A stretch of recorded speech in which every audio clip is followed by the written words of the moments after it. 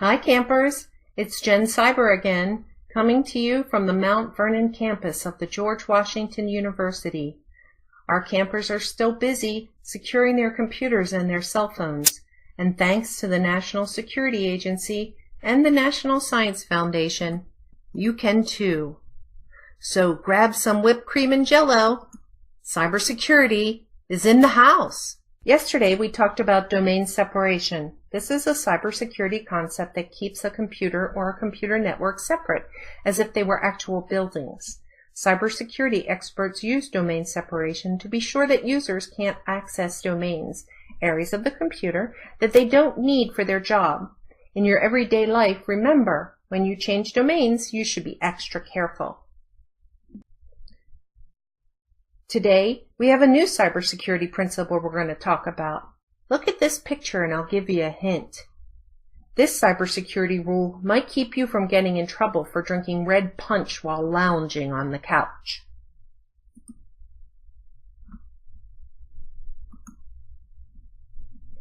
Today's cybersecurity concept is known as process isolation. Do you know why it's a bad idea to snack in the living room? It's because in the kitchen, the floor is easy to clean, and the table catches most of your crumbs and spills. Spilling your red Jell-O on the rug could really get you in trouble. That's why you should eat in the kitchen or in the dining room and lounge on the couch in the living room. Eating is a process. Drinking is a process too.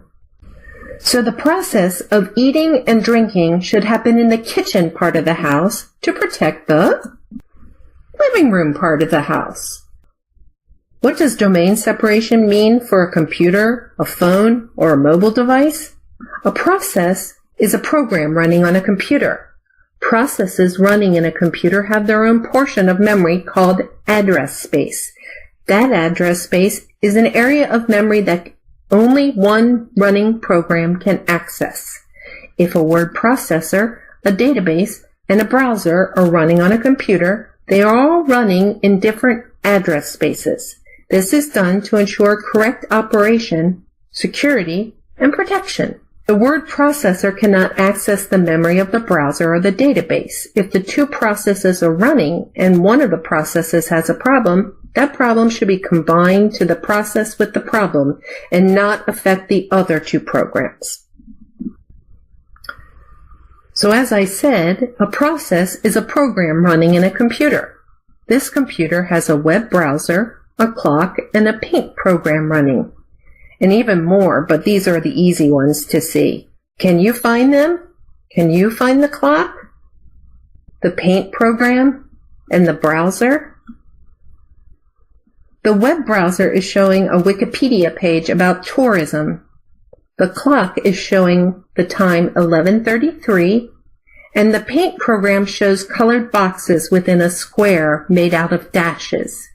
Each of these programs or processes has a portion of the memory, and this portion of the memory is a place that only the program can get to. So on the computer, the browser, and the clock, and the paint program, let me try it again. So on the computer, the browser, the clock, and the paint program are all running in their own place in the computer's memory. This is done so the clock program does not change the lines on the paint program, or that the travel website doesn't show instead of the clock face. This way, if the clock program breaks, the paint program keeps working. Cybersecurity experts consider process isolation really important. The first thing you should know is that cyber outlaws can make web pages that look like your favorite websites. But when you visit these fake websites, you get an extra present. You get a program that does bad things. So if the bad program is downloaded, how does process isolation help keep your information protected? So when the virus tries to run in the same place as the web browser, it should be blocked. That's because only one process can run in that memory space at that time. Here's the problem. Most computers and programs don't automatically block programs from using the same place in memory, and only some tablets and phones do this. So how do you keep your data and devices secure? We've got something for you to try. Are you up for the challenge? We're going to help you check the security settings on your web browser. What is a web browser? Let's ask the experts at the United States Computer Emergency Readiness Team website. A web browser is an application that finds and displays web pages. It coordinates communication between your computer and the web server where a particular website lives. When you open your browser and type in a web address, the URL up in the top of your browser, for a website, your browser submits a request for the computer that provides the content for that page. Your browser then processes the code and displays the contents for the page. Every time you perform an action on the page, such as clicking buttons and following links, the browser continues the process of requesting, processing, and displaying content. There are many different types of browsers. Their logos are displayed on the screen. There's Internet Explorer, Firefox, AOL, Opera, Safari, and Google Chrome. The United States Computer Emergency Readiness Team website has great tips on how to secure your web browser. I'll describe the steps here. You can rewind the video and try it on your own, or stop the video after each step and try it as I show you. First, Google US CERT and the word security, plus the name of your web browser, and navigate to the web page that comes up in the search. Scroll down to the section titled How to Secure Your Web Browser. Click on the link for your browser and follow the directions. Look at your browser settings.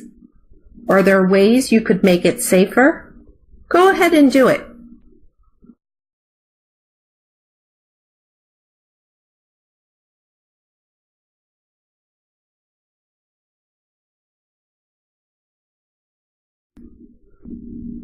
Now that you've secured your web browser, what else can you do, even if you are on a mobile device? Look for the letters HTTPS in the address bar. This means the website you are viewing is secure. And one final tip. When you're surfing the web, if it says click here, don't do it. People clicking on something they should not ended up in the news recently, and it involves process isolation. Ryan Wood of New Zealand's Sun Live wrote about an extreme case of process isolation that happened in a New Zealand hospital. Processes were isolated after all other cybersecurity efforts failed. In Tauranga Hospital, it put itself into self-imposed isolation from the Internet over the weekend due to a cybersecurity threat, a global ransomware attack which infected more than 230,000 computers across 150 countries in the past few days. It was deemed too much of a risk to the hospital for the computers to remain online. The Information Management General Manager says they took a number of steps to protect themselves. As part of the process, the health department reduced access to the Internet, including turning off web browsing and external email access for the period from Saturday night through mid-afternoon Sunday. This was a precautionary measure taken at a time where such action would cause the least inconvenience to the services of the health department while enabling technical staff to focus on checking the status of system precautions. Let's review. Process isolation means that the programs that run on your computer should have their own place in the computer's memory. Not all computer programs do this, so you have to be careful when you surf the web. Review your web browser security settings. Look for the HTTPS in the web address bar, and don't click on pop-up boxes. So how does whipped cream and Jell-O connect to process isolation? Think about it. How do you make Jell-O? You pour boiling water into the powdered mix and stir it and put it in the refrigerator. Whipped cream comes from a can. 2 different processes. See? If you try to make whipped cream with boiling water, it would break the can, wouldn't it? And powdered Jell-O mixed from a can would make a mess of things too. Separate process makes sure that each treat comes out perfectly every time. I hope you had fun, and I also hope you got extra whipped cream on your Jell-O. Talk to you tomorrow.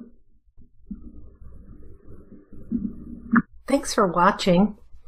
If you have any questions, comments, or you have ideas you'd like to share, contact us at gencyber@gwu.edu. We'll look forward to hearing from you.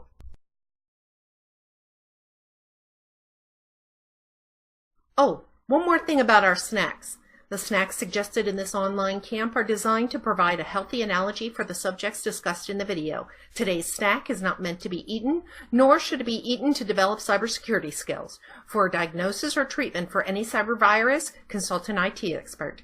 The publisher and author of the video are not responsible for specific health or allergy needs that might require a system administrator or a dentist. Snacks are provided for informational purposes only and do not constitute an endorsement of any snack food. In fact, after you watch this video and complete the challenges, eat an apple and get outside. It's good for you.